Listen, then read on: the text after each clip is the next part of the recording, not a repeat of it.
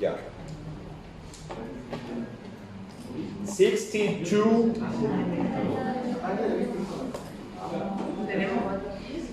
Ya miren. Listen. Buenas tardes. Cuando hablamos de una hoja, ¿entienden lo que es una hoja de ruta?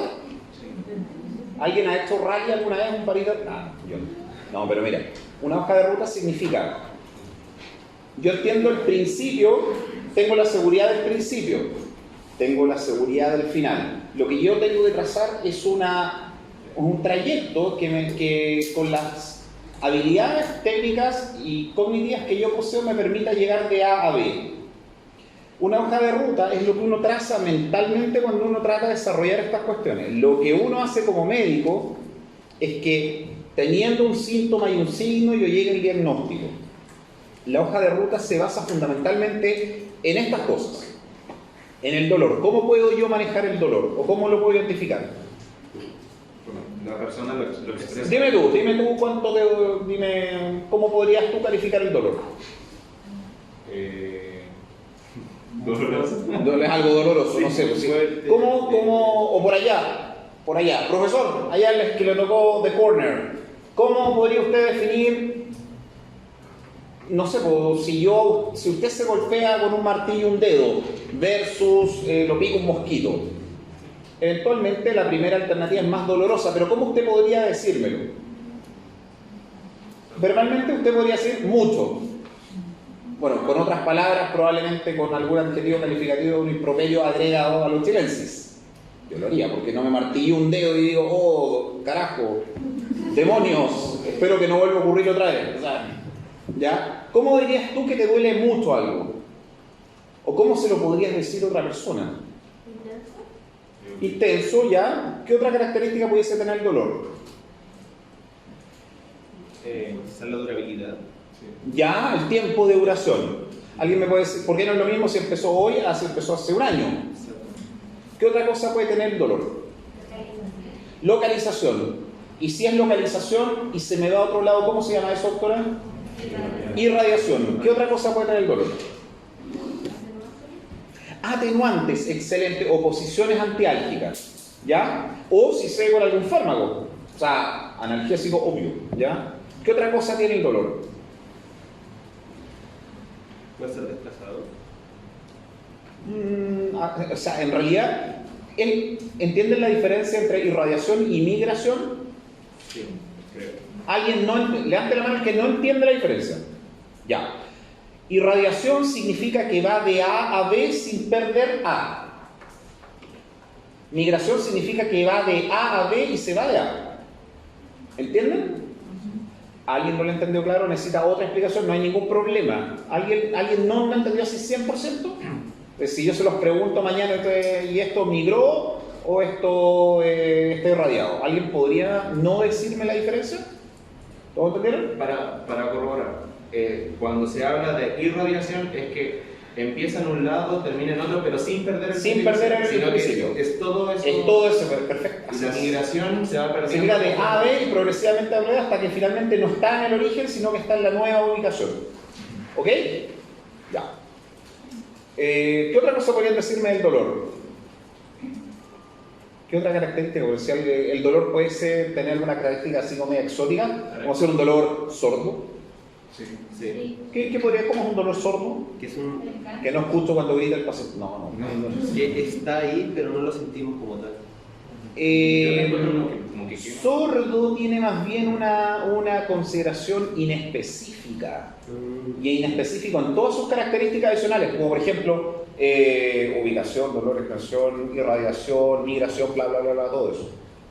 Es como si alguien te dijera, yo le pregunté a la doctora, ¿qué le pasó? Y el paciente te dice, doctora, me duele la guata. Ya, chucha, la guata, no puedo, se picar. Entonces tú vas, no te sirve ese dato, o te sirve porque no le duele el tórax. Entonces ya, entonces te sirve. Entonces le duele todo lo que está entre el piso pélvico y el borde inferior de los hemitórax, o sea, de los hemidiafragmas, ahí está. Esa es la situación. Ahora lo que tú tienes que ir a hacer es preguntarle al paciente qué parte del abdomen le duele. Yo soy medio enemigo de corregir al paciente porque eso limita un poco y puede humillarlo. ¿Ya? Entonces un paciente un paciente a usted le dice, me duele la guata, usted no le diga, a ver, eso es el abdomen. ¿Qué parte del abdomen a usted le molesta? ¿El epigastrio? ¿El mesogastrio? No, ¿ya? Aprovechen la confianza que logran inmediatamente para tener más información, ¿ya? No, porque en el momento en que tú coartas eso, el paciente se va a distanciar de ti y vamos a volver al problema que tuvimos ayer, que era de la alteración o la limitación de la relación médico-paciente. Y vamos a perder muchos datos que son súper valiosos, porque en realidad toda la información que nos da es tiempo, que ahorramos buscando alguna cosa y recursos, ¿ya?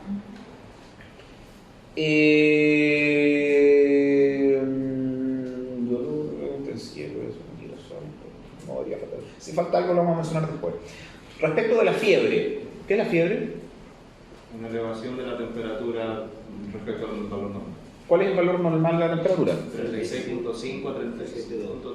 37,2. No.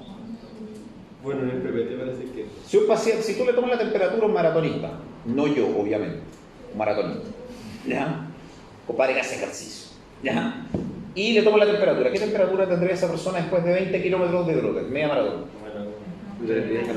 Sí, 37. ¿Y sería fiebre? No. Entonces, ¿Tú dirías que esa persona está enferma? Tiene un IMC de 9, tipo, no tiene grasa. La máquina, acaba de trotar 20. ¿Está enfermo ese paciente? ¿Qué temperatura? ¿Cuál es la temperatura normal? ¿En qué momentos tú sí debes decirme? En este momento este paciente tiene fiebre. Estado de reposo. Ya, bien, súper interesante. ¿Se dan cuenta que esos datos son importantes? ¿Qué otra cosa es importante? El punto también donde se toma la temperatura. En el punto. Ya, perfecto. No es la misma temperatura la que se toma en la axila, dentro de la boca o en la rectal. En la temperatura rectal, interesante cuando hablamos de patologías digestivas. Ya, y a esa diferencia de temperatura, ¿cómo se reconoce? Como diferencia axilo-rectal. Ya la temperatura rectal, por estar más cerca del centro del cuerpo, es más alta o más baja que la temperatura más alta. Aproximadamente 0,3 hasta 0,5 grados más. Se habla de fiebre cuando un paciente tiene 37.8 o más. ¿En la rectal? Adivinen por qué lo recalco tanto. Porque es pregunta de... Ya.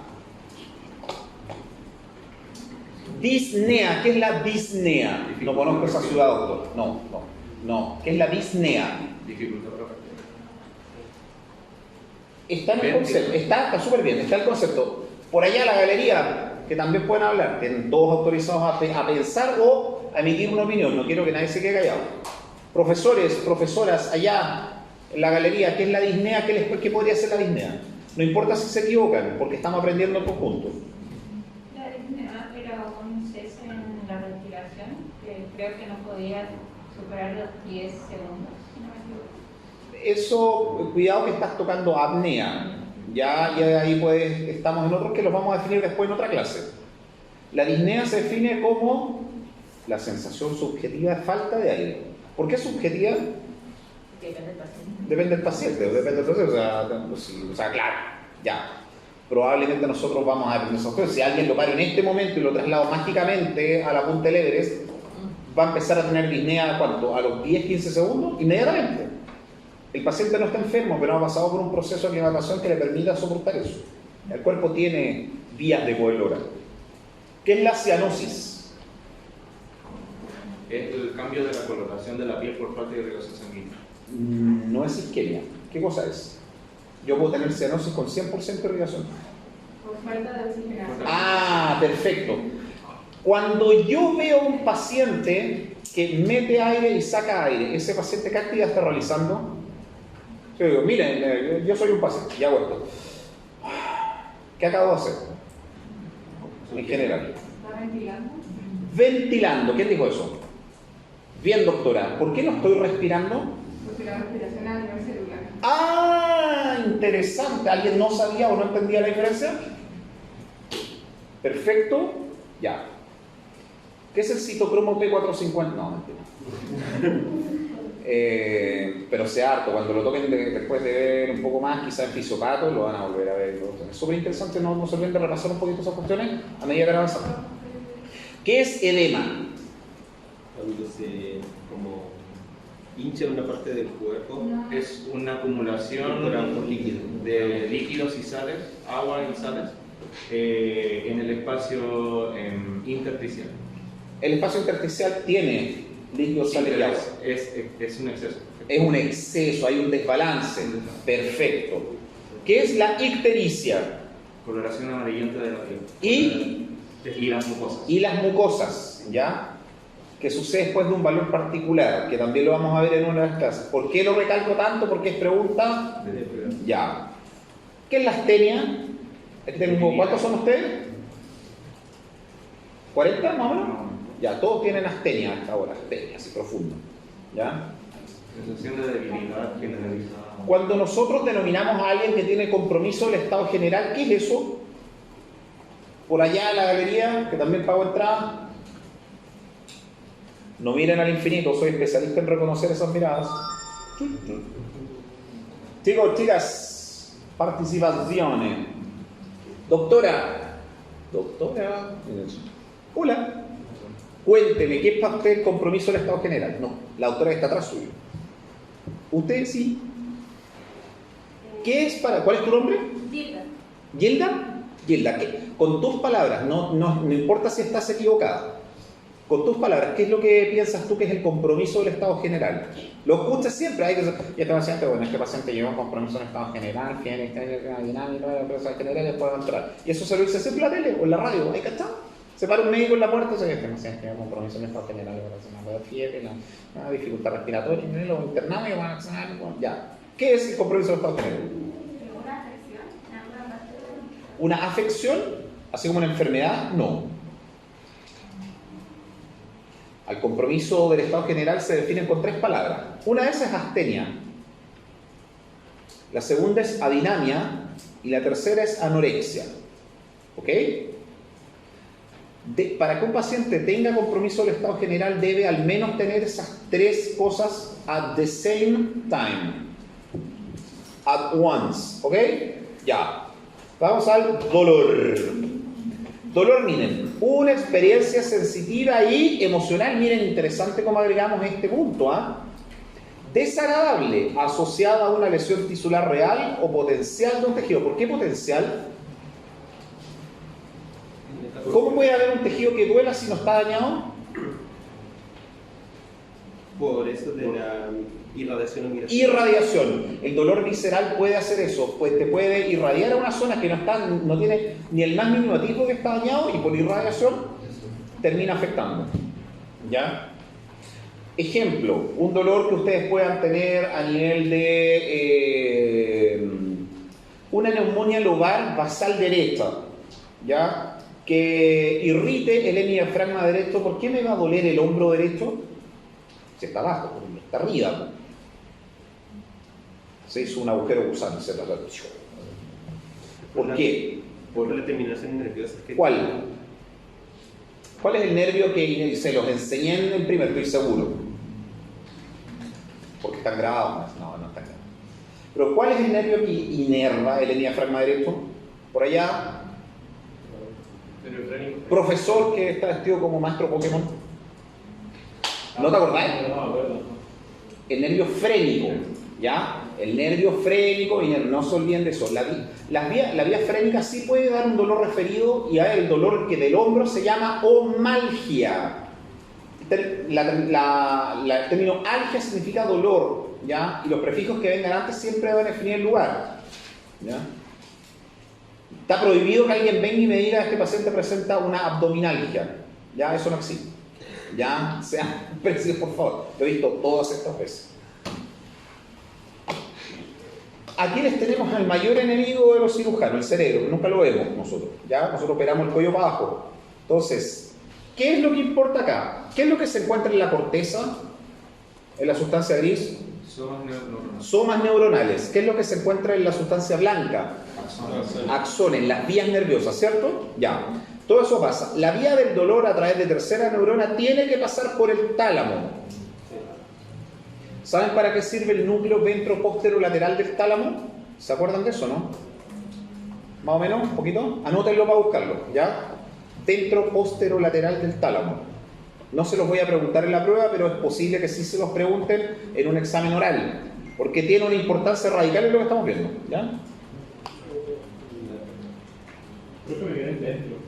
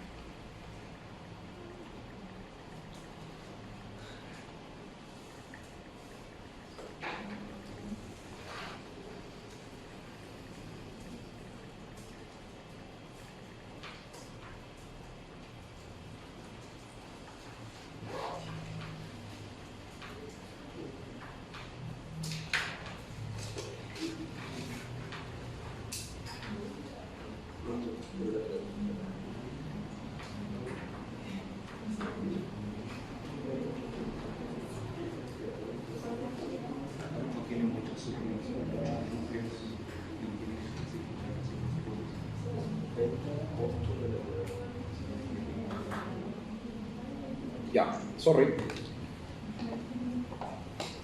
El haz espinotalámico lateral conduce las vías del dolor. Las vías del dolor se transmiten no solamente por irritación de los axones o el daño axonal que se presenta, sino a través de un neurotransmisor que se llama sustancia P. Ya. Voy a pasar rápido esto porque es solamente para que entiendan de qué se trata. Entendiendo entonces que existe por tanto un dolor somático, un dolor visceral, un dolor neuropático y un dolor funcional. ¿Ya? El dolor somático está dado tanto por el traumatismo, por la temperatura o por los químicos. ¿Ya? El dolor visceral, en cambio, tiene que ver con distensión, isquemia o inflamación. El dolor visceral es un dolor característicamente inespecífico en el cuerpo, ¿ya? Inespecífico. Si a alguien le duele el abdomen, va a tener una región que le duele, pero ustedes no pueden estar 100% seguros de que el órgano específico esté irritando cierta zona. Ustedes van a tener una orientación, van a poder acercarse un poco al diagnóstico, pero no van a tener la seguridad absoluta de lo que está pasando, ¿ya? O sea, me refiero a la seguridad absoluta basado exclusivamente en el dolor. Una vez que ustedes integren otras cosas, ¿ya? Que eso, por ejemplo, tiene exámenes de sangre, progresión del dolor o comportamiento posterior, ustedes van a tener una orientación un poco más precisa y van a poder verlo. ¿Cómo van a diferenciar al dolor somático del dolor visceral? El primero son fibras A, por lo tanto son de conducción rápida. El dolor somático es bien localizado. Si yo te martillo un dedo, tú no me vas a decir, me duele todo el brazo. O si te martillo muy fuerte, probablemente sí. ¿Ya? Si martillo un dedo, tú me vas a decir, me duele el dedo. Pero si te doy algo que te produce mucho dolor abdominal, sobre todo por distensión del intestino delgado o irritación del yeyuno o del ilion, tú me vas a decir qué cosa. ¿Me duele el yeyuno? ¿Me duele el ilion? ¿O me duele la guata? La guata, sí. Doctor, me duele la guata. No sé qué me pasa, yo te he presentado otras cositas. ¿Ya? Por eso es mal localizado. No tiene disturbios autonómicos el dolor somático. Sí, ya alguien me puede decir, pero si yo martillo muy fuerte me pongo a llorar. Ya. Pero disturbios autonómicos me refiero a que aumenta el peristaltismo, por ejemplo, y eso sí es característico del dolor visceral. Tú vas a tener aumento de los ruidos hidroaéreos, podrías presentar diarrea, vómito, etc. El dolor somático está principalmente por receptores que están en piel, músculos o articulaciones. El dolor que sí yo voy a identificar, mientras que el segundo son receptores activados por el estímulo que está en una víscera, insisto. Lo que más caracteriza y lo que más diferencia estos dos es esto. La localización, ¿ya? Me voy a saltar un poco la parte de neuropático, igual es bueno que lo lean, ya no es tan preguntable como otras cosas, pero me lo voy a saltar porque si no nos vamos a quedar pegados mucho rato, ¿ya? Esto sí es interesante que lo lean también, que es el dolor funcional o psicógeno. ¿Entienden de qué se trata? Es un dolor obviamente que carece de sustrato estructural o evidenciable. Por ejemplo, dolor abdominal en un intestino irritable, las cefaleas por estrés o dolor que se puede asociar a neurosis hipocondria. ¿Ya? ¿Qué me importa que lo que vamos a ver? ¿Cuánto evoluciona? Si es agudo, minutos a semanas, si es crónico, que puede durar hasta meses. Paroxístico recidivante, que es por episodios. ¿Qué dolor es clásicamente representado como dolor paroxístico? La neuralgia. La neuralgia, sí, la neuralgia. ¿Qué nervio se ve afectado generalmente en la neuralgia? El trigémino. El trigémino. Están descritos pacientes que se han autoeliminado por ese dolor. O sea, no es una cuestión que a alguien le duele la cabeza, neuralgia trigémino. Estamos hablando de un dolor que es incapacitante para poder seguir existiendo. Así tanto duele. ¿Ya? ¿Han escuchado hablar de la escala visual análoga? Sí, eleva. Ya, eleva. ¿Eleva de cuánto va hasta cuánto llega? Profesor de la polera azul. Cuénteme, ¿se acuerda de dónde va la escala visual análoga? ¿De dónde parte hasta dónde llega? Creo que es de 0 a 10. De 0 a 10. ¿Qué significa 0? No hay dolor. No hay dolor. Como los hermanos sin ustedes no lo conocieron, son muy chicos. Ya. Pero ya. No tiene dolor. El paciente entra y la verdad que no vengo porque se me cae el pelo. ¿Cuál es su escala? Le estoy diciendo que se me cae el pelo. No tengo dolor. ¿Qué sería una escala 5? En tu caso, no te pregunto en otros casos. ¿Qué sería para ti un dolor nivel 5? ¿Qué cosa? ¿Cuál es tu nombre, disculpa? Brian, cuéntame. ¿Qué sería para ti un dolor nivel 5? Dolor leve, moderado. Mira, qué interesante. ¿Cuál es tu nombre? Disculpa que te apunte con la mano, ¿sí? Iván, ¿qué sería para ti un dolor nivel 5? 5, o sea, estamos en la mitad ya, no. Yo creo que una herida. ¿Una herida de qué tipo?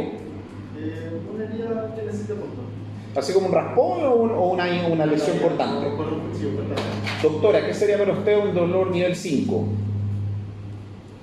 ¿Sí? ¿Sí? O sea, en el sentido de que he visto Pero dame un ejemplo.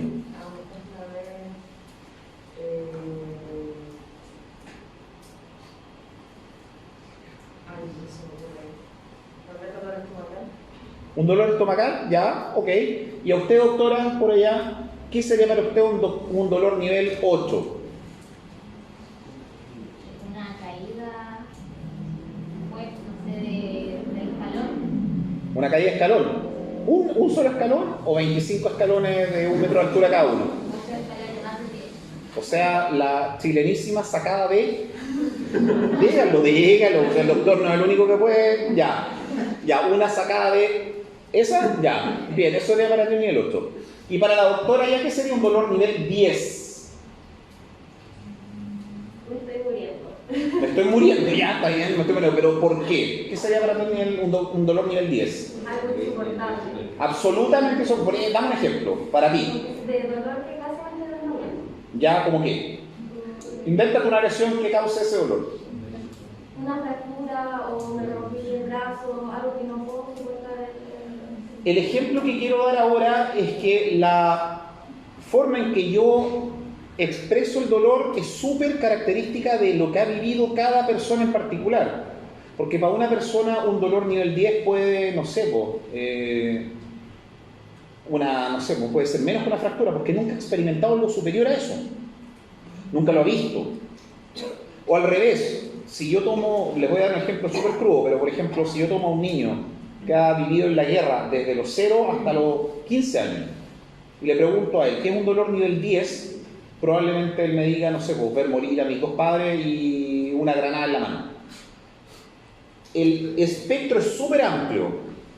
La obligación del médico es poder traducir lo que está dando como información el paciente, adecuándonos a lo que él nos dice, ¿ya? Porque la escala visual análoga es referencial, no es específica, y es súper característica y varía entre hombre, mujer, entre etnias, entre culturas, incluso entre edades, ¿ya? Porque si yo le digo, por ejemplo, a una mujer que nunca ha tenido un hijo por vía natural, vaginal, y le pregunto a una mamá de 4, probablemente la mamá que nunca ha tenido un hijo no sabe lo que es parir un hijo por vía vaginal y probablemente en un sitio sin anestesia. Y eso es un dolor extraordinariamente fuerte, ¿ya? Versus otra mujer que ya ha tenido 4 hijos y dice, la verdad, yo puedo tolerar eso y me he acostumbrado, etc. ¿Ya? El dolor sí es referencial. Todos sabemos o podríamos identificar dolor. Pero la diferencia de cómo lo enfrenta cada uno es característica de lo cultural, de la edad, de las experiencias previas de cada persona, incluso entre géneros, ¿ya?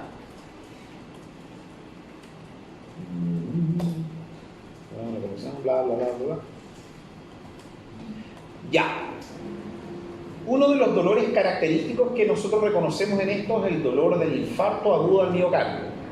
El dolor característico del infarto agudo al miocardio es dolor precordial, opresivo, irradiado al dorso hombro izquierdo.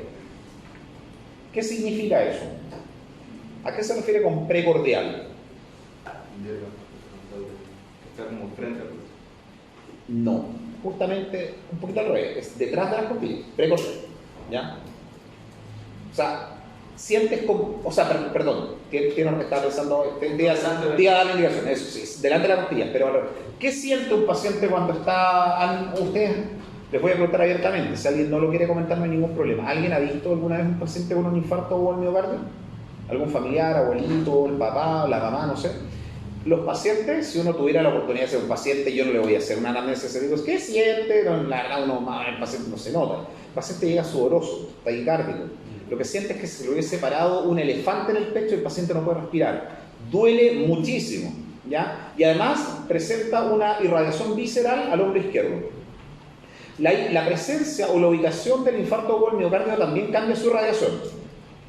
Si eso en general es un infarto de pared anterior, pero si es un infarto de pared inferior,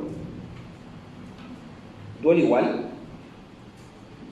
El dolor anginoso también puede irradiarse a la mandíbula y puede ser aún más exquisito y puede irradiarse exclusivamente a un diente. ¿Ya? Se da muchas veces que los pacientes insisten, pacientes fumadores, obesos, que insisten en que tienen un dolor. Van muchas veces al odontólogo, tienen 2 o 3 extracciones sin ninguna causa y finalmente era porque tenían la descendente anterior obstruida en un 75% y desarrollan un dolor anginoso o posteriormente un infarto. ¿Ya? Eso es un ejemplo. El aneurisma disecante de la aorta, por ejemplo, a diferente, bueno, apoyándose un poco, también es un dolor precordial, pero es un dolor lancinante. ¿Qué entenderían ustedes por un dolor lancinante? No, eso sería punzante. ¿Qué es un dolor lancinante? Por allá, alguna de las doctora, usted, de la otra esquina, ¿qué le parece, qué podría ser con sus palabras un dolor lancinante? ¿De dónde cree, qué te suena la palabra lancinante? Dímelo, yo estoy seguro que ya cantaste más o menos. ¿De lanza? De lanza. Súper bien. Desarrolla. ¿Como corta? No, las lanzas no cortaban. ¿Cómo que qué tipo de...? Ah, pero piensa en una lanza. ¿Has visto una lanza alguna vez? No es un montaña, una lanza es una cuestión de 2 metros con una punta de acero. ¿Qué daño crees que hace una lanza? ¿Cuál sería el peor daño que puedes hacer a una lanza? Yo vengo así y me enojo y te tiro una lanza. Estamos en el siglo III, así, tú eres francesa, yo español, y me enojé y te tiré una lanza. ¿Ya? ¿Te atraviesa? Dígalo fuerte, fuerte. Te atraviesa, sí. Esa es la característica de un dolor lancinante. O sea, lo siento en el pecho adelante, pero me atraviesa hasta el dorso. ¿Ok? Ya. Es bien poética la semiología, ¿eh? Pero te lo explica bien, es fácil de entender porque en realidad se basa en cuestiones que son súper reales. Por eso es la base de la medicina. Creo que ese dolor de qué era, No se lo digo. No. Aneurisma disecante de la aorta. ¿Ya? Es un ejemplo.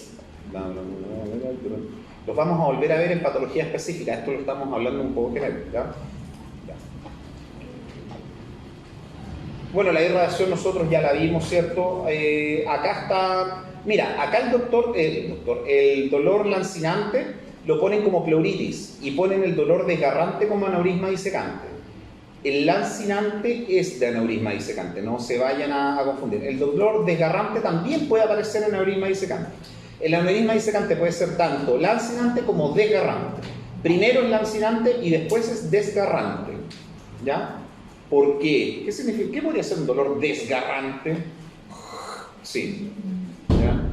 Como cuando... Perdón.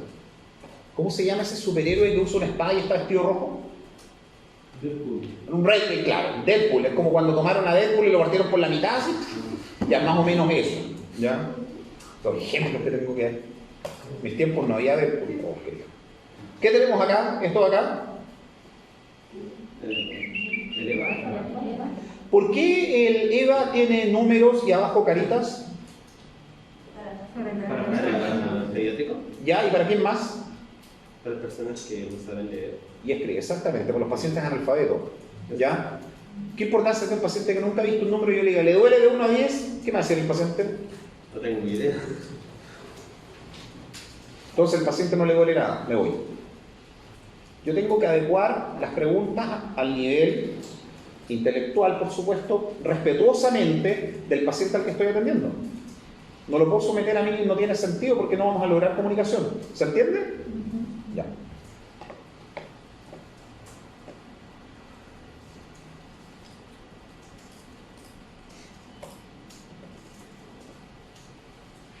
¿Qué dice ahí? Fiebre axilar 31. Mayor o igual a Ya.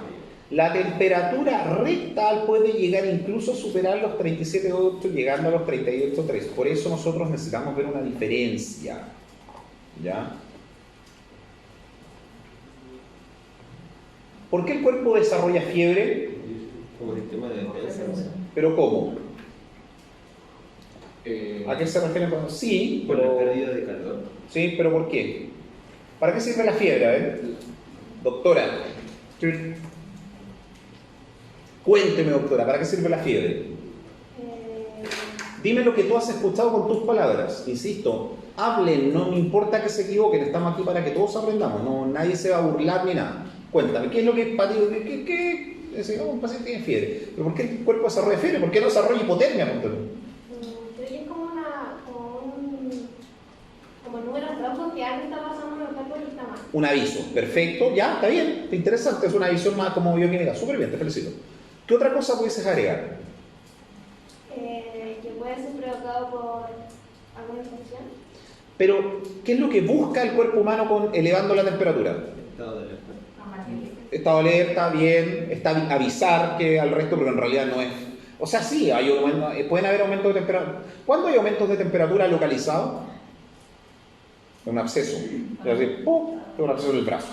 No voy a tener, bueno, puedo desarrollar fiebre, pero primero voy a tener una dilatación de los vasos localizados y eso va a producir calor local. ¿Ya? Y así lo voy a definir, está bien. ¿Pero para qué? ¿Por qué es tan importante que el cuerpo no llegue a 41 o supere los 41 grados? Porque fisiológicamente el centro tiene que estar siempre a una temperatura normal y no se deteriora los órganos. Tiene una razón más bien bioquímica. sí, las enzimas. ¿Qué son las enzimas en coro? Proteínas. Son proteínas. ¿Qué pasa con las proteínas humanas después de los 41 grados? Entonces no puedo tener reacciones bioquímicas a nivel celular. ¿Se entiende? La fiebre Ya. en un inicio supuestamente es para llevar a la temperatura ideal. Pero está afectando pero está afectando a quiénes. Si yo subo la temperatura, ya está bien. Si no, inicial, por ejemplo, si fuera una bacteria, ¿qué estoy haciendo con la fiebre? Afectando la bacteria. Estoy afectando a la bacteria. Bueno, todo el cuerpo, me siento como el ajo, porque estoy enfermo, todo el cuerpo está bien, ¿ya? Pero estoy afectando a la bacteria. El problema es que también voy a tener fiebre. ¿Con qué otros cuadros? ¿Con qué cuadros generalmente no voy a desarrollar fiebre? ¿Qué agente generalmente me puede matar? No, virus no. Los virus te van a dar mucha fiebre. Los parásitos. ¿Y qué otro más? El reino fungi. ¿Ya? Ojo con eso. Se ve poco. Se ve súper poco, pero existe. ¿Ya?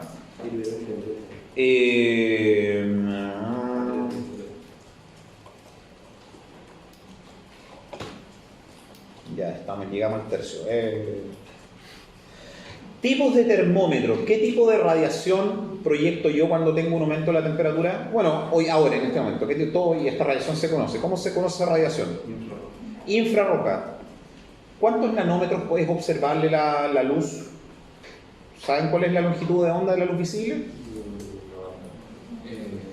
¿Por qué no podemos ver como depredador? De 2000 a 20.000. No, menos. 300 Más. Más 760. pero es el límite bajo. El límite bajo. Sí, ¿Ya? hasta antes de la otra. Nosotros vemos lo que nos permite la longitud de onda visible para el cuerpo humano. ¿Ya? ¿La infrarroja está hacia arriba o hacia abajo? efectivamente, tienen una longitud. Entonces, lo que permiten estos termómetros es a través de radiación infrarroja, nosotros podemos más o menos, según un sistema escalar a través del software que presentan, identificar la temperatura que tienen, ¿ya? Y no es lo que cuentan. Es que creo que a mayor longitud de onda hay más bueno, claramente mayor longitud. Exactamente, claro, mayor longitud de onda, por lo tanto, más calor o frío. Es más calor. Ya, bien, entonces a menor longitud de onda, ¿cómo son los colores a menor longitud de onda? Más fríos. Más frío. ¿Y el color y el blanco dónde está? ¿En la longitud máxima o en la mínima? Es el conjunto de todo. ¿Pero dónde está? Debería estar en la máxima. En la máxima, ¿ya? Por eso, bueno, es como se ve en astronomía también. ¿Han ido alguna vez a un observatorio? Es bacán. Vayan a Tololo, el más fácil para poder acceder. De todos, más que la silla o... Bueno, en Cerro Tololo está un tío mío que es bacán. Bueno, rayo con eso suena. Pero, escúchame, ¿qué tipo de referencia tomábamos nosotros cuando teníamos que tomar temperatura? Cuando nació el doctor, por ejemplo, hace 37 años. ¿Qué tipo de elementos teníamos nosotros para tomar la temperatura? Se prohibió. De mercurio. Sin lugar a dudas. Pero sin lugar a dudas es la mejor forma y la más referencial de tomar porque estoy tomando un elemento físico contra un elemento físico. Calor versus, ¿qué cosa? Dilatación. ¿Dilatación de qué? Del mercurio. Del mercurio, ¿ya? El mercurio no es tóxico en esa cuestión. El mercurio es tóxico en la medida que se rompe esa cuestión y digo, oh, qué rico, lo voy a probar. No haga eso. Ya no sea idiota. De hecho, creo que el mercurio, si es que no hay ninguna interrupción en la continuidad de la piel, tampoco se daña. El problema es que el mercurio es tan dúctil que microperfora. Eso sí está comprobado. Tú puedes absorber mercurio tras de la piel. Es más, si por alguna razón estalla alguna cápsula que tenga mercurio, el mercurio puede volatilizarse. Y eso sí puede producir neuropatías graves. ¿Ya? Le pasaba a quienes trabajan en mercurio. ¿Han escuchado alguna vez hablar de la historia de los fareros en Escocia? ¿No? Una historia bien rara, pero después se entendió por eso. Ellos desarrollaban neurosis posteriormente por intoxicación de mercurio, con los ignífugos que ellos ocupaban para poder prender los faros. Entonces los fueron a visitar después de 1000 años y no había nadie, pues habían entre ellos, ¿cachai? Y después se hicieron las biopsias del cerebro y ellos presentan mercurio, ¿cachai? ¿Cómo se llama la enfermedad por mercurio? ¿Intoxicación por mercurio? ¿Se la sabe? No se las voy a preguntar, búscala, no, pero no se las voy a preguntar. Tranquilo. Entonces no las pongo. Ya, sigamos. Si yo voy a tomar la temperatura, quiero hacer la temperatura exacta de un individuo, ¿dónde la tomo? Rectal. Sí. Absolutamente. Es la temperatura más referencial que nosotros podemos tener. ¿Por qué no me sirve la temperatura de la frente? ¿De la muñeca? Porque son más... O a mí, que cuando voy al supermercado me tomo la temperatura en la mascarilla. Salgo con 34 grados, ¿ya? Y nadie llama a la ambulancia. Está en hipotermia, se muere. No, ¿ya? ¿Por qué? Porque son distales y lo que queremos ver es... Perfecto, nosotros estamos buscando la temperatura más referencial del centro del cuerpo, ¿sí? Ya. Ahora, vamos a buscar una diferencia también. Esa diferencia se conoce como diferencia axilorectal. ¿Capich? Ya.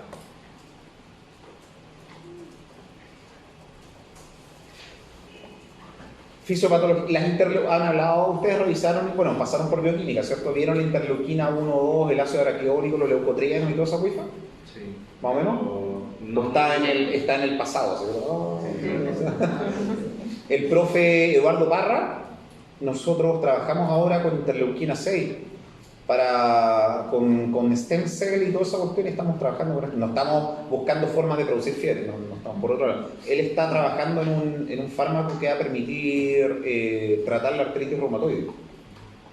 Así de bacán el profe Parra, así que para que no piensen que están en la Universidad de la Punta del Cerro. Hay gente que está trabajando en cuestiones increíbles, ¿ya?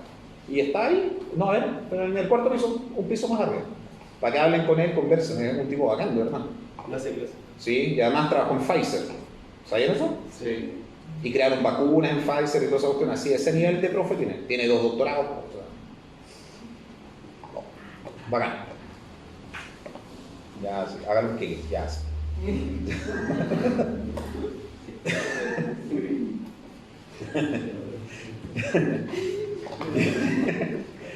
Hipertermia. Elevación de la temperatura corporal por encima de los valores normales. Entonces, excesiva radiografía, disminución de situación de calor, ejemplo, golpe de calor, pérdida de revolución central, ejemplo, tumor cerebral. ¿Dónde más podría haber hipertermia? No sean vulgares, denme un ejemplo que yo pueda decir en clase. Yo sé que están pensando eso, pero no me lo digan. Yo leo la mente a ustedes. Ya, sí, también. Pero otro ejemplo que yo pueda decir en voz alta. Después del ejercicio físico. Después del ejercicio físico. Ya. Gracias. Qué caballero. Muy bien. Después del ejercicio físico. ¿Ya? A ver, estamos acá, ¿no? Ya. Miren, vamos a ver los patrones de la fiebre. ¿Ya? Existen entonces patrones intermitentes, patrones remitentes, son recurrente y fiebre continua. Vamos a ver cada uno separado. La fiebre intermitente trata de periodos que más o menos se separan por días, más de 20 horas, en que la temperatura llega hasta rangos de fiebre. Ustedes no ven el... Espera, voy a poner el punto. Voy a poner el punto. Mejor hago la cosa. Oh. Bueno, te lo echaste por ahí. Valió verga. Patrones que tengo de fiebre bajan en alrededor de 20 horas y vuelven a subir hasta patrones de fiebre y llego a rango fisiológico, llego y para arriba y bajo a eutermia y subo. ¿Ven algún rasgo importante que se esté dando acá? De 36 a 39. Pero miren lo que está pasando acá, aquí y acá, y acá. La temperatura basal va aumentando. El patrón intermitente tiende a dar un basal progresivamente mayor. ¿Se dan cuenta de eso, no? Eso ahí y eso ahí.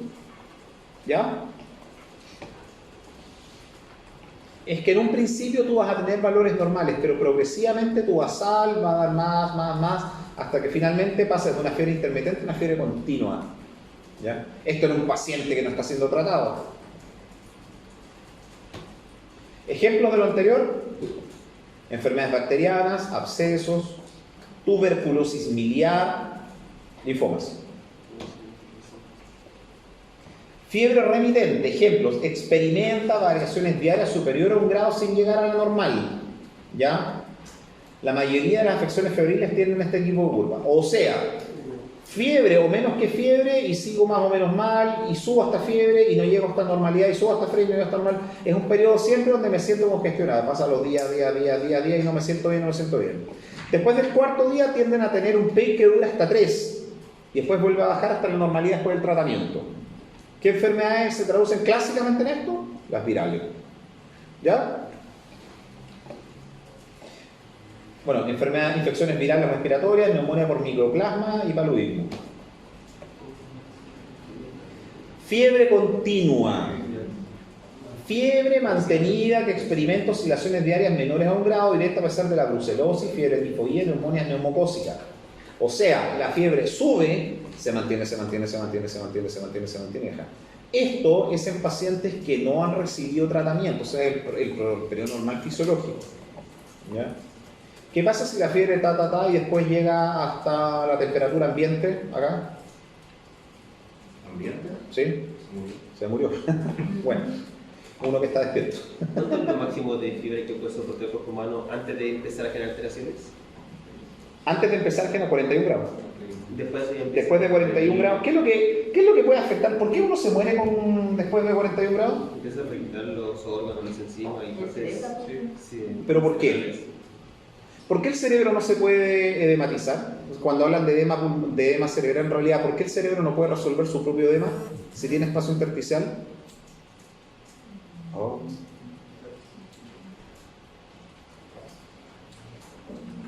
Porque el cerebro no tiene sistema linfático. Eso es lo que está Bastante así. ¿Ya? ¿O hay algún ganglio o algún linfonócito que no existe? Cuello sí, ningún problema, pero el cerebro no hay sistema linfático. ¿Ya? Por eso que el edema cerebral es tan difícil manejo, porque no puedes manejarlo con los propios sistemas vasculares que tienes. Entonces,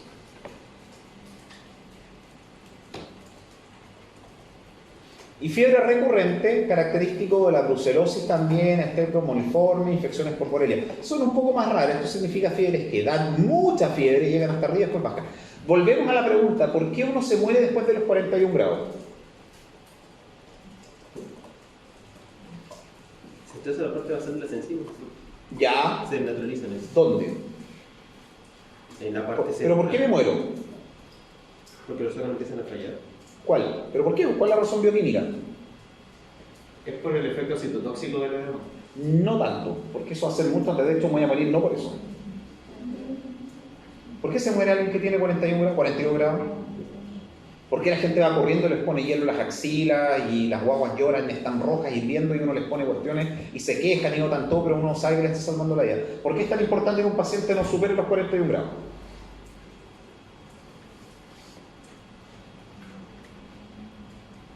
Porque el paciente pierde la capacidad de hacer respiración celular. ¿Ya? Un paciente anula su ciclo de Krebs si no tiene las enzimas necesarias para poder formar, ¿qué cosa? Adenosintrifosfato. ¿Cuánto adenosintrifosfato venía por cada ciclo?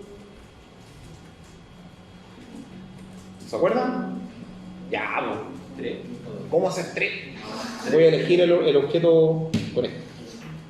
¿Cómo hacer 3? Claro, cuando hace glicólisis solamente libera. Ya. Después de eso del ciclo. Y después del piruvato. Después del...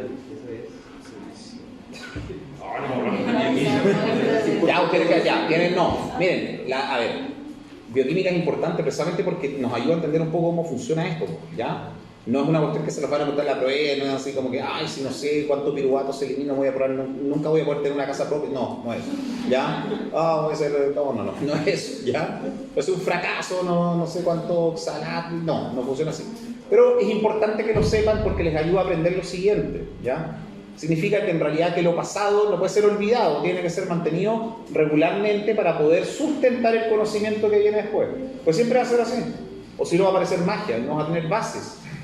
¿Ya? No se les va a ver, tienen que estudiar esa hoja. ¿Cómo se va a manifestar el paciente que tiene fiebre? Decaído, débil, anoréxico, artral, que lo ven las articulaciones como los viejitos, mialgia, me duele el cuerpo, me duele la cabeza, tiene fotofobia. ¿Qué significa fotofobia? No sé qué sacar fotos. Es muy sensible a la luz. A la luz solar, ¿ya?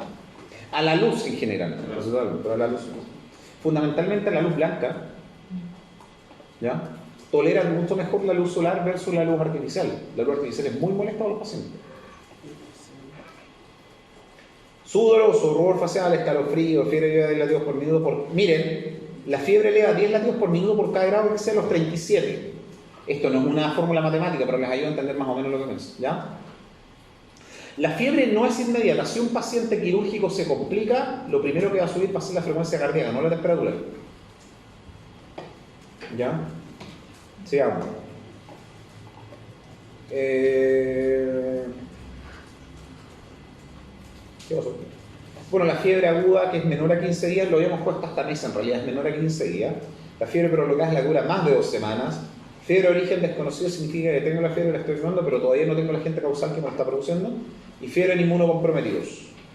¿Por qué puede haber fiebre en inmunocomprometidos si están inmunocomprometidos?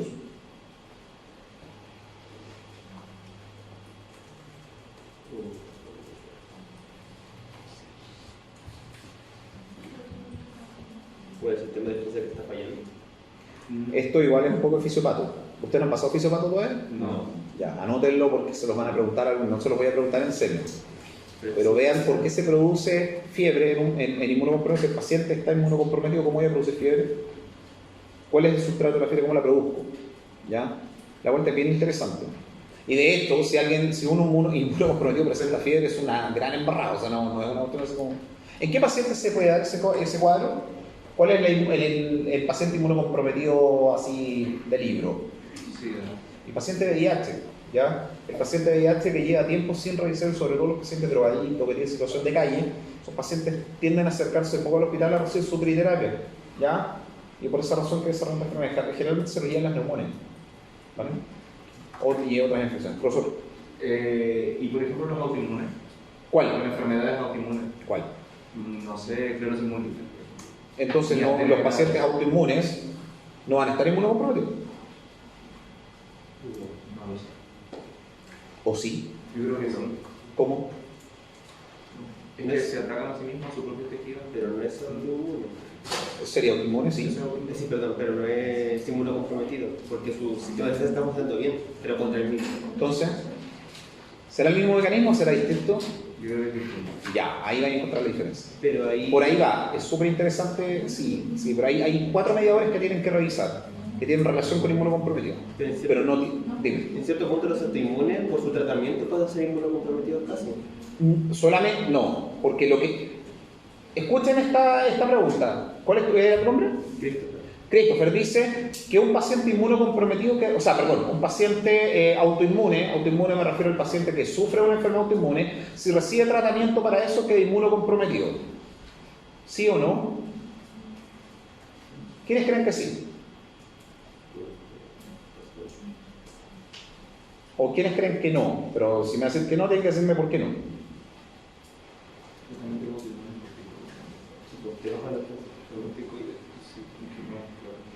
El concepto es un poco tradicional. Miren, si yo tengo un paciente que constantemente está acá, en esta línea, porque estaba con una enfermedad autoinmune grave, y yo le doy el tratamiento y lo dejo en normalidad, que es esto, no lo dejo inmunocomprometido, lo volví a la normalidad. El problema está que la sobredosis de los tratamientos prolongados pueden dañar este trayecto y me lo pueden dejar acá abajo. Y ahí sí, tu paciente va a pasar inmunocomprometido. Pudiese afectar alguna de las vías de inmunomediadores que estos presentan, pero no todas. ¿Ya? De hecho, existen terapias inmunes para algunos cánceres. ¿Ustedes saben eso, no? Ya. Lo van a saber. Me comprometo a que lo pregunten. Ya. Causa de fiebre, origen desconocido en adultos, enfermedades infecciosas, ¿ya? Sobre todo las infecciosas que inhabitualmente presentan fiebre, como por ejemplo las parasitosis.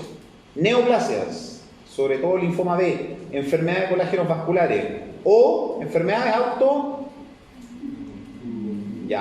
misceláneas, enfermedades sin diagnóstico. Mira, más de la mitad de los pacientes con fiebre de origen desconocido queda sin diagnóstico, ¿ya? Vamos a la disnea ya, para poder avanzar un poco más. Sensación subjetiva de falta de aire. ¿Ya? Aquí lo definen como dificultad en la respiración, pero la definición clásica de la disnea es sensación subjetiva de falta de aire. Esa es la definición incluso que presenta Goit. ¿Ya? ¿Qué causas pueden presentar la disnea? Aumento de los requerimientos ventilatorios. Ejercicio, hipoxemia. Ejercicio, actividad física. Hipoxemia, ¿dónde? Cada vez que ustedes vean una causa, piensen en el paciente en el contexto. Vean a esa persona, imagínenselo, ¿cachai? Si ustedes tienen por ejemplo, en esta diapositiva, ustedes dicen ejercicio, vean a la persona corriendo. Véanlo, imagínenlo, para que se guarde en la memoria, ¿cachai? Si ustedes ven a una persona con hipoxemia, ¿me dan un segundo, chicos? Que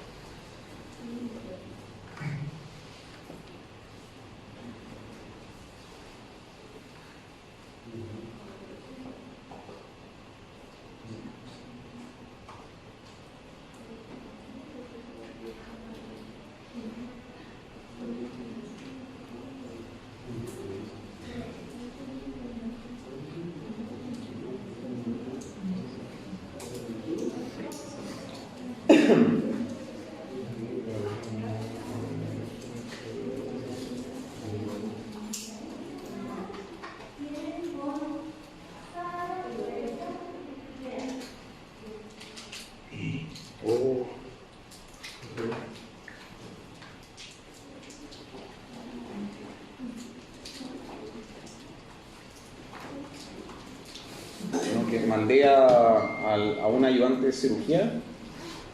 ¿Conocen a la Cata Zambrano? Sí. Ya ella es ayudante de cirugía. Dijo que quería ser pediatra, pero no. La convencí. ¿Ya? Entonces ahora quiere ser cirujano y la queremos publicar ahora unas cuestiones en el Panamericano de Trauma. ¿Ya? Y le mandé la página, la pichó y sale error 404. Oh, Espero que no hayan cerrado la página, por Dios. Tengo que enviar mucho. Bueno, ya, continuamos. Hipoxemia, ¿en quién? ¿Dónde? Imagínense ese paciente. ¿Dónde está ese paciente? La altura. Pero imagínatelo. Por allá, porfa, los chicos de allá, las niñas. Doctora, no sé qué dice ahí. Doctora, ¿dónde está ese paciente que tiene hipoxemia? Dígame. Sí. ¿En altura? ¿Pero dónde? ¿Puedo agarrar una escalera? No, Ya. Pero dímelo, describe tal cual. ¿Por qué es importante? Porque cuando ustedes hagan esto van a poder empezar a desarrollar las habilidades que necesitan para hacer y escribir la anamnesis. ¿Cachai? No solamente que van a altura, pero díganme, el paciente, la altura geográfica, cuántos metros, viene, de, ¿cachai? ¿Dónde está este paciente? Dime un paciente que cumpla con todas esas características.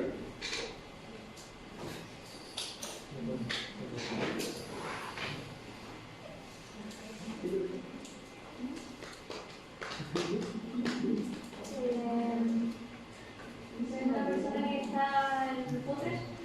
¿Ya? ¿Ya?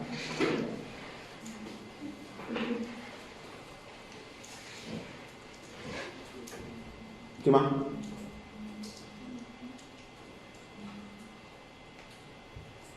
Pero usa la imaginación, po. Doctor, ayuda a su compañera. Sí.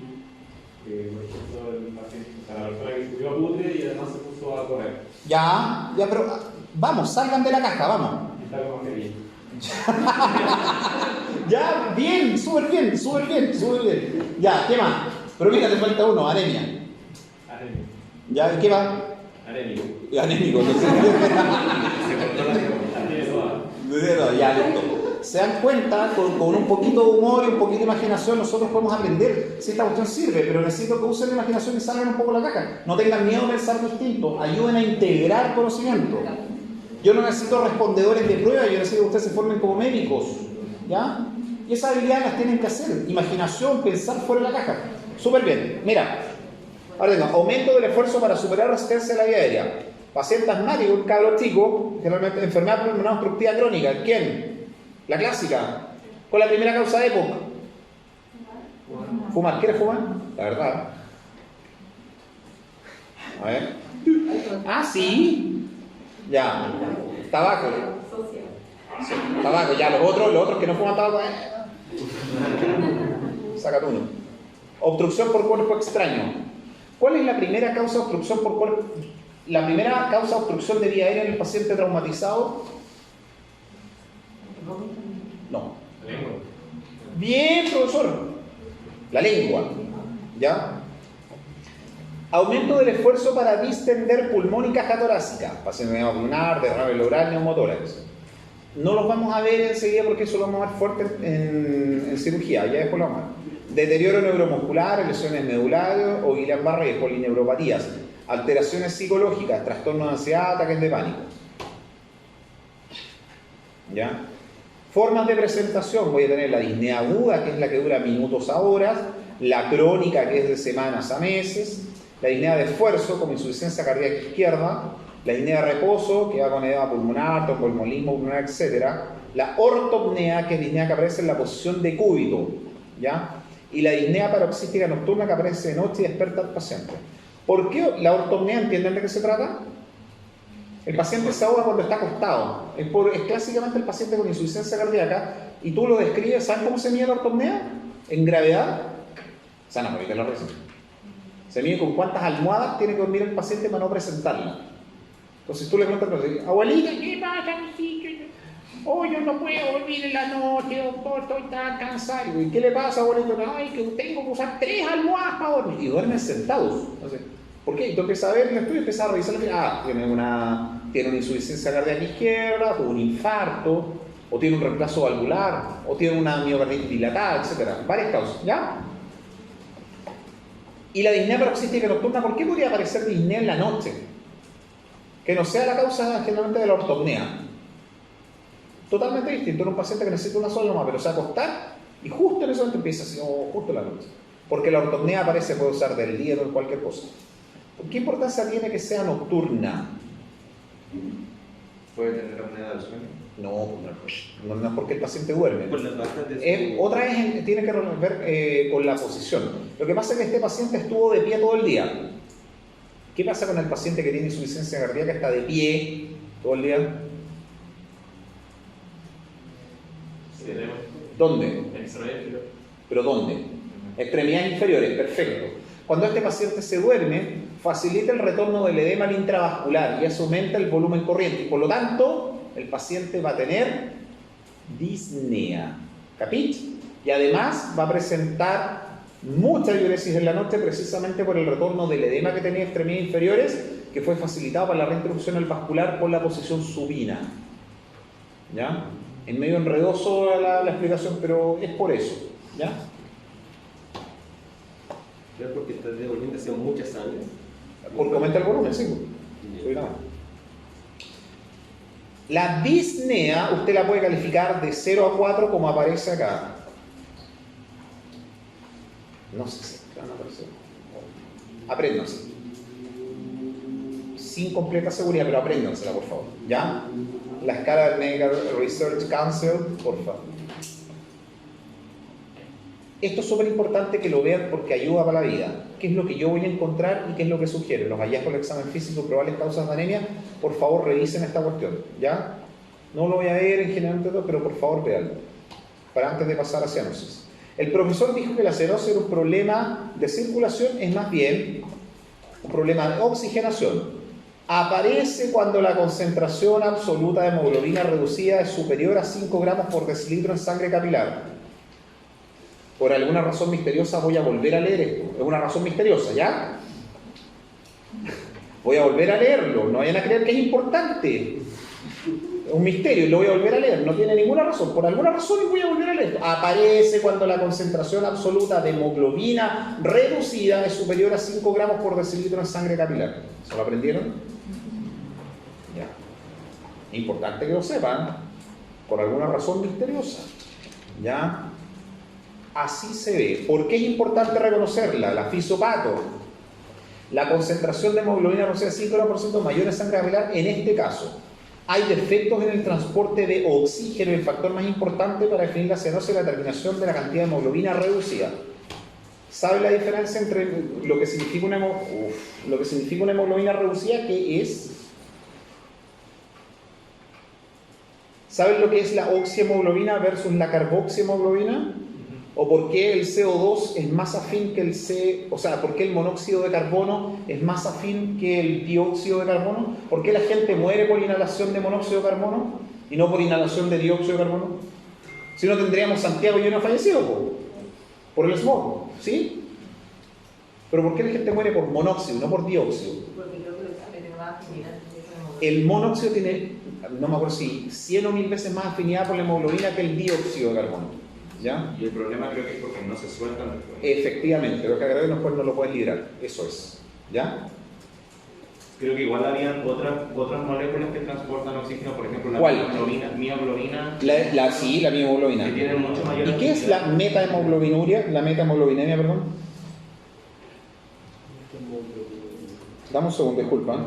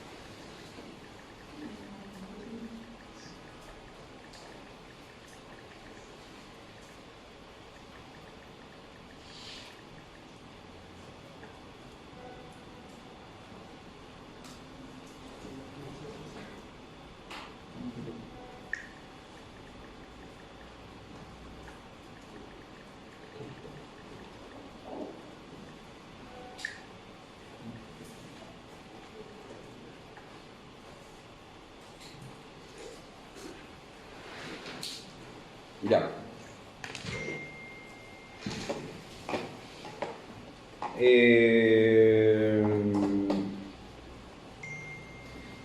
necesito que vean el tema de la curva de disociación de hemoglobina porque tiene que ver fundamentalmente con la presión parcial de oxígeno y la presión de oxígeno alveolar. ¿Han visto esa cuestión alguna vez? Ya, necesito que recuperen eso. ¿Por qué? Porque después necesito que no solamente sepan, ¿saben calcular el base excess? ¿Qué es eso? ¿De verdad? ¿Nunca vieron el base excess con el profesor Moraga o con el profe Parra?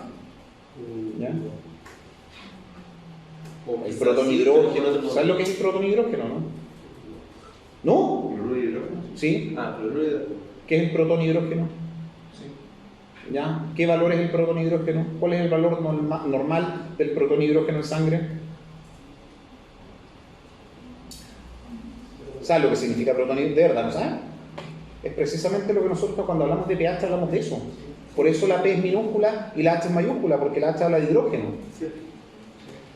Ya nunca se lo enseñan así, ¿de verdad? No, de pH no. Hablamos de pH. Ya, pero eso significa pH. Ácido. pH significa protón-hidrógeno. No es una sigla, no es un invento. ¿Sabían eso, no?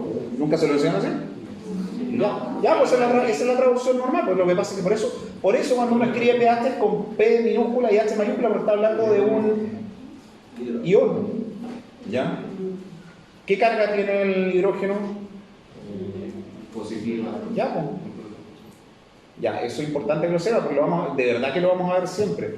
Curvas de disociación, vamos a tener que calcular el base excess, eso lo van a tener que ver después en el internado y entregar a pacientes para manejo, sobre todo de acidosis metabólicas y cosas.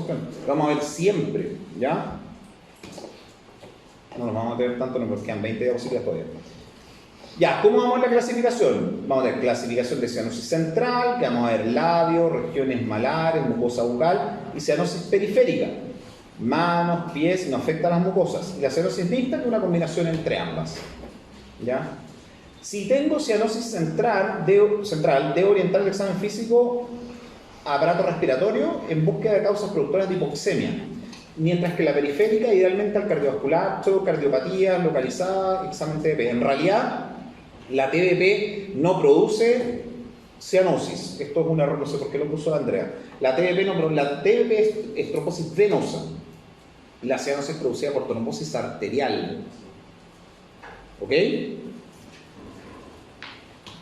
La atropaquia, que es los deditos en palillo tambor, tienen relación con trastorno de coagulación y eventual embolia cerebral. La hipoxemia crónica clásica produce pacientes con dedos en palillo tambor. Clásico, el paciente fumador extremo. Crónico, perdón. Y el edema, si vos un Michelin, ahora me doy cuenta. Qué buen ejemplo. Acumulación excesiva de fluido, líquido, agua y sal en las células y tejido de cavidad serosa del cuerpo. ¿Ya? Esa no es una foto mía, por eso ¿ya? Por eso.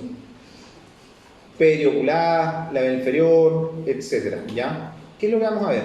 La fisiopata es lo que tienen acá, tiene que ver necesariamente con la presión oncótica. Todo lo que yo puedo sacar del espacio intravascular y dejarlo en la presión intersticial para ver ¿Saben qué es la presión oncótica? Sí.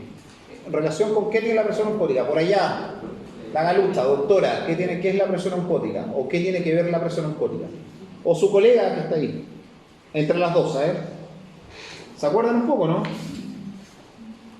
¿Qué significa oncótico? Directamente relación con las proteínas. Las proteínas, ya es la capacidad que tienen los líquidos de irse arrastrados por las proteínas, ¿ya? ¿Cuáles son los mecanismos generales de esto? De disminución de la reabsorción, aumento de la filtración, aumento de la permeabilidad o disminución de la reabsorción linfática. Y ahí tienen ejemplos de cada uno. La magnitud del edema nosotros la vemos con la escala de Ohio. ¿Conocen la escala de Ohio? Un chiste fome de papá. Es al ojo, ¿ya? Significa que no existe la escala de Ohio. La escala de Ohio, me refiero al ojo. Lo que para ti puede ser un edema de 3 cruces, para mí puede ser un edema de 2 cruces. Pero ese edema, o sea, no se nos puede pasar. Y el edema se ve de una dentro de 4 cruces, grado 1, 2, 3 cruces y 4 de 4, ¿ya? En general, tiene que ver con una depresión profunda de hasta 1 centímetro y el edema lo probamos siempre en la zona tibial, la cara tibial, porque vamos a tener rechazo óseo y eso nos va a permitir crear un examen que se llama Signo de o el signo de la fódea, ¿ok? El signo de Feynman. Yo hundo, no solamente veo, sino que tengo que deslizar mi mano sobre la fóvea que se ha formado y de esa forma puedo reconocer la magnitud del edema. ¿Ya? Ya. El edema asimétrico, yo lo voy a poder ver en trombosis venosa. ¿Por qué tengo edema cuando hay trombosis venosa profunda?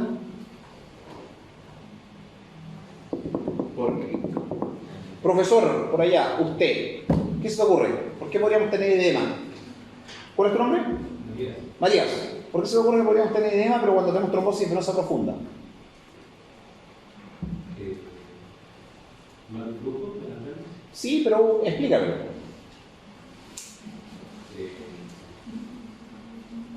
Si hay un obstáculo para el paso de las venas de la sangre. ¿Ya? ¿Y eso me dificulta qué cosa? El retorno venoso. Ya si yo tengo aumento de la presión en relación al flujo venoso, ¿a dónde se va a transmitir? En lo más pequeño.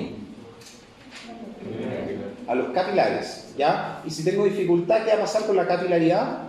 Va a haber difusión. Y si tengo difusión, voy a tener edema. ¿Entienden? ¿Entendieron? ¿A alguien no le quedó claro? ¿Sí? ¿Todos? ¿Todas? Ya. Linfedema, que es lo que estamos viendo después. Edema traumático, que es cuando uno se pega o le da un cototo, ¿ya? O edema inflamatorio, que tiene que ver con relacionado a patologías localizadas, como por ejemplo abscesos, flegmones, acné, celulitis, etc. ¿Ya? Y el edema simétrico tiene que ver con insuficiencia cardíaca, porque obviamente si es tan central va a afectar a todos los sistemas periféricos. La cirrosis hepática, ¿ya? Y el síndrome nefrótico, que tiene que ver con, obviamente, el riñón, y se califica cuando tienes una excreción de más de 3 gramos día en la diuresis de proteínas. Y la ictericia, que es el área que yo más manejo. La ictericia se conoce como la coloración amarillenta pigmentosa en la bilirrubina sanguínea, cuando supera los 2 miligramos por decilitro y se exterioriza la ictericia. 2 miligramos por decilitro. 2 miligramos por decilitro. Lo voy a repetir, sin ninguna razón. 2 miligramos por decilitro. ¿Ya? Ojalá alguien se eche la prueba, me daría depresión. A ustedes les tiene que ir bien, por favor, les estoy dando casi la cuestión en bandeja y con mantel, ¿ya? Poco más, siéntese aquí y sacas un 7. Estudien, ¿ya? Esta materia no es difícil, pero necesito que lean. Estudien, ¿vale? Ya. Me voy a saltar un poco el metabolismo de la bilirrubina, que no lo tienen que saber ahora, pero sí cuando estudiemos patología biliar, y eso lo vamos a ver en cuarto, el próximo año, ¿ya? Aquí voy a saltar un poco en bilirrubinemia no conjugada, que tiene con hemólisis, Gilbert, Krieger-Nájar 1-2, inmadurez hepática notable, eso lo vamos a ver. Y aquí esta tampoco es una fotografía mía, ¿ya? Las causas de bilirrubina conjugada, que tienen que ver con la hepatopatía, neoplasias, infecciones, enfermedades metabólicas, fármacos, y colestasia intra y extrahepática, que es el área donde aquí el doctor se gana el dividendo. ¿Ya? Manifestaciones cutáneas. O sea, a ver, en realidad estamos hablando de hipertensión portal más que otra cosa, o daño hepático crónico. Vamos a ver circulación colateral. Vamos a ver estas alteraciones que vamos a ver periféricas, pero presentemente son como sonantes en el ojo, en el párpado, y tienen que ver con ictericia de párpados. Vamos a ver telangiectasias aracniformes y vamos a ver ictericia de mucosa. La orina vamos a verla con coluria, si se ve más oscura, y vamos a ver ausencia de metabolismo de la bilis a nivel digestivo, por lo tanto vamos a ver acolia. Las fecas son de color blanco. El hígado, inicialmente en la falla hepática crónica, tiende a crecer mucho y a ese signo se le llama hepatomegalia, y ocurre también por hipertensión portal. Recuerden que la porta es una vena que llega al hígado, drena en el hígado, ¿ya? Y si tengo alteración de la porta, voy a afectar el retorno porque la porta está... ¿Cuáles son las venas que forman la vena porta? Queridos exalumnos de anatomía, ramo mío, diapositiva 38, clase 4. La vena porta es una vena corta, está formada por la vena esplénica y la mesentérica superior. Por lo tanto, si usted tiene hipertensión portal, va a afectar eventualmente al vaso y eso va a producir un crecimiento del vaso, y a eso se le conoce como esplenomegalia. Otro signo que nosotros vamos a ver en el daño hepático crónico se llama asterixis o flapping. Voluntario o voluntaria que no tenga este daño, se lo vamos a inventar. Cualquiera. ¿Alguien? Ya, profesor, ven. Ven. Siéntate. Siéntate. Bien. Cuando yo voy a examinar al paciente con daño hepático crónico, hablamos de todas las alteraciones que ya presentamos. Cuando yo voy a probar la asterixis, eso, tengo al paciente en decúbito supino, le pido que cierre los ojos. Le pido levantar la mano y contra mi fuerza vamos a hacer este ejercicio. Y lo que pido que haga el paciente es que mantenga la mano con los ojos cerrados en esta posición. Y el paciente, en vez de hacer eso, quedarse 2 días así, empezar a hacer este movimiento. ¿De acuerdo? Abra los ojos. El paciente se va a sorprender porque pensó que tenía... repitamos. Porque el paciente, en el esfuerzo por mantener, va a empezar en esta posición, tac, tac, tac, tac, tac, tac, tac, tac, tac, tac. Esa es la asterix. La asterix suflamina. ¿Ya?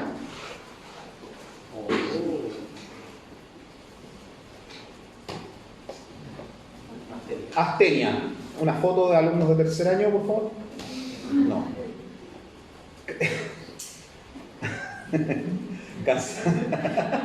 Cansancio normal, ¿ya? Disminución de la fuerza de presencia física o mental. Tiene 3 componentes: lasitud, debilidad generalizada y fatiga mental, ¿ya? Ustedes pueden ver la astenia con pérdida o sin pérdida de peso. Cuando es sin pérdida de peso, generalmente trastornos del entretecho, ¿ya? O asociado a drogas. Entretecho me refiero a... ¿Se entiende, no? Tengo que explicar. ¿Ya? Y aquellos con pérdida de peso, otra vez puede ser cáncer, ¿ya? O insuficiencia de algunos otros órganos, ¿ya? Afecciones inflamatorias o neoplasias, fundamentalmente la neoplasia, ¿ya? Y las anemias, por supuesto, ¿ya? Algunos con causa metabólica, otros con causa inflamatoria y estas de causa funcional que ya lo habíamos visto.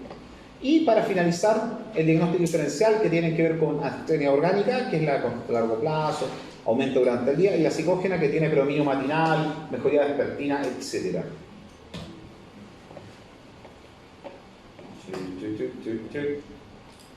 ¿La imagen anterior había una flecha que estaba hablando? ¿Era alguna cosa específica o...? Esta. Los hallazgos, estos de acá que se llaman hallazgos negativos, que son los que tienen, o sea, hallazgos negativos, significa que yo pensé que el paciente tenía pérdida de peso, pero no encuentro ninguna de estas alteraciones.